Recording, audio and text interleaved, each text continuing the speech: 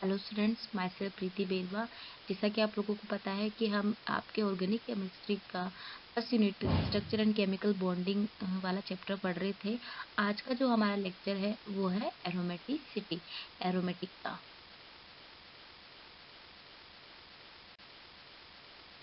सबसे पहले हम ये समझते हैं कि एरोमेटिसिटी होती क्या है। Aromaticity is defined as a property of the conjugated cycloalkenes. मतलब जो एरोमेटिसिटी की जो प्रॉपर्टी होती है वो कॉन्जुगेटेड साइक्लोएल्कीन्स की प्रॉपर्टी होती है। इसका क्या मीनिंग हुआ कि एरोमेटिसिटी साइक्लोएल्कीन्स में ही पाई जाती है, और साइक्लोएल्कीन्स भी किस तरह की, जिनमें कॉन्जुगेटेड डबल बॉन्ड हो। इसका मतलब एक बॉन्ड छोड़ के एक बॉन्ड डबल बॉन्ड प्रेजेंट हो, मतलब उनमें कॉन्जुगेशन प्रेजेंट हो, उनमें क्या पाई जाती है, एरोमेटिसिटी की property, which enhance the stabilization of a molecule due to its ability of electron present in the pi orbitals for the purpose of delocalization। और जो साइक्लोएल्कीन्स में जो conjugated डबल बॉन्ड्स प्रेजेंट है, उनके पाई ऑर्बिटल्स के जो इलेक्ट्रॉन्स हैं उनका डीलोकलाइजेशन भी होना जरूरी है। जब पाई ऑर्बिटल्स के जो इलेक्ट्रॉन्स है उनका डीलोकलाइजेशन होगा तो उन्हें हम क्या बोलेंगे, रेजोनेंस बोलेंगे या कॉन्जुगेशन बोलेंगे। तो जब उनमें इलेक्ट्रॉन्स का डीलोकलाइजेशन होगा तो उसमें स्टेबिलिटी आएगी मॉलिक्यूल में, और स्टेबिलिटी आने से क्या होगा, वो मॉलिक्यूल स्टेबल होगा। इसका क्या मीनिंग हुआ कि एरोमेटिसिटी की जो प्रॉपर्टी होती है वो किसी भी मॉलिक्यूल में उसकी स्टेबिलिटी को बढ़ाती है। Aromatic molecule are said to be very stable and they do not break so easily. Aromatic जो मॉलिक्यूल्स होते हैं, एरोमेटिक मॉलिक्यूल्स वो बहुत ज़्यादा स्टेबल होते हैं। स्टेबल क्यों होते हैं, मैंने पहले आप लोगों को बताया कि इनमें इलेक्ट्रॉन्स का डीलोकलाइजेशन पाया जाता है, इस कारण ये स्टेबल होते हैं। And they do not break so easily, और आसानी से टूटते नहीं है। And also reacts with other types of substance. Third point है, the organic compounds which are not said to be aromatic are known as aliphatic compounds. मतलब जो organic compounds होते हैं वो दो टाइप के अपन बोल सकते हैं, एरोमेटिक और एलिफेटिक। तो जो एरोमेटिक, जिनमें एरोमेटिसिटी की प्रॉपर्टीज नहीं पाई जाती, उन मॉलिक्यूल्स को हम क्या बोलेंगे, एलिफेटिक कंपाउंड्स बोलेंगे, एलिफेटिक मॉलिक्यूल्स बोलेंगे। This might be in cyclic form. Cyclic form मतलब इनकी जो स्ट्रक्चर होती है वो साइक्लिक हो सकती है, but only the aromatic rings have a special kind of stability. इसका क्या मीनिंग हुआ कि जो एलिफेटिक कंपाउंड्स है वो साइक्लिक हो सकते हैं, लेकिन एरोमेटिक, उनका एरोमेटिक होना कंपल्सरी नहीं है। Cyclic conjugated organic compounds such as benzene that exhibit special stability due to resonance delocalization of pi electrons। Cyclic conjugated organic compounds का एक एग्जांपल है बेंजीन, जिसको आप लोगों ने 11th-12th में भी पढ़ा होगा। बेंजीन जो मॉलिक्यूल होता है वो बहुत ज़्यादा स्टेबल होता है because of delocalisation of pi electrons.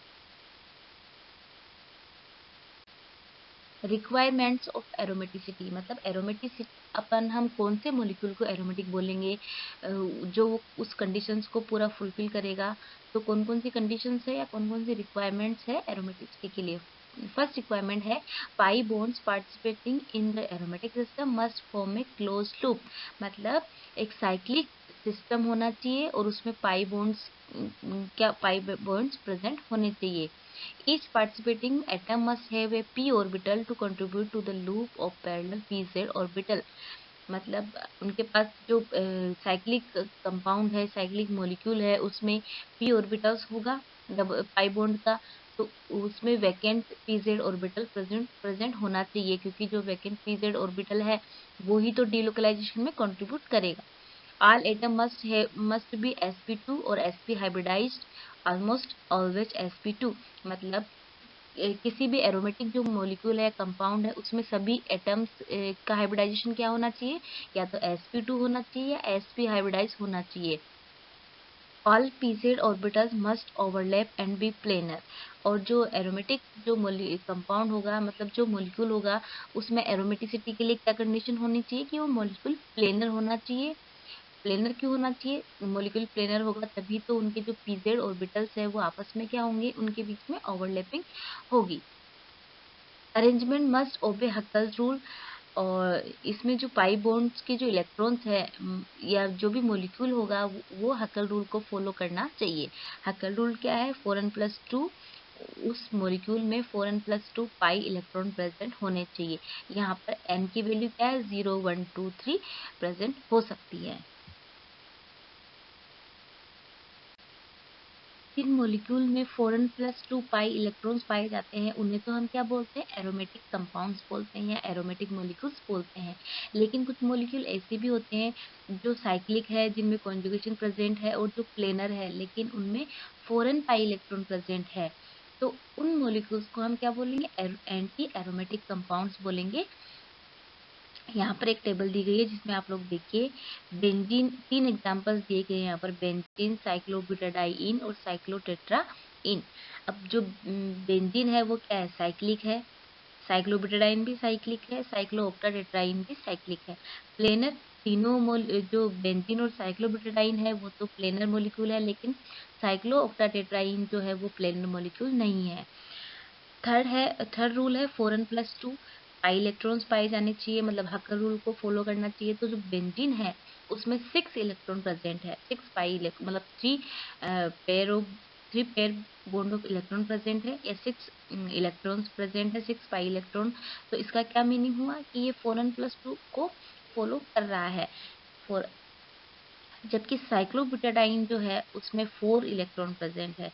तो इसका क्या मीनिंग हुआ कि ये 4 पाई इलेक्ट्रॉन है, तो ये जो मॉलिक्यूल है साइक्लोब्यूटाडाइन वो 4n+2 रूल को फॉलो नहीं कर रहा है। और जो थर्ड जो एग्जाम्पल है साइक्लोऑक्टाटेट्राइन, वो ना तो 4n+2 रूल फॉलो कर रहा है और ना ही 4n रूल फॉलो कर रहा है। अब हमारा रिजल्ट क्या निकला, बेंजीन जो है वो तीनों रूल्स को फॉलो कर रहा है, मतलब साइक्लिक भी है, प्लेनर भी है, और 4n+2 इलेक्ट्रॉन्स भी प्रेजेंट है। तो इसका मतलब क्या हुआ, बेंजीन जो है वो एरोमेटिक कंपाउंड है।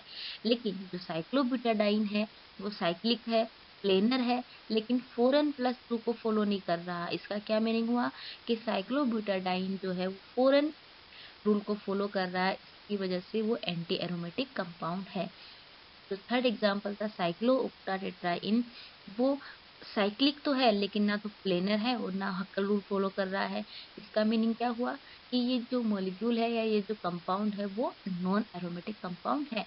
तो इस प्रकार आपके एग्जाम में भी आपको कोई भी मॉलिक्यूल दे दिया जाएगा और उनमें से आपको एरोमेटिक, एंटी एरोमेटिक और नॉन एरोमेटिक के बारे में पूछा जा सकता है।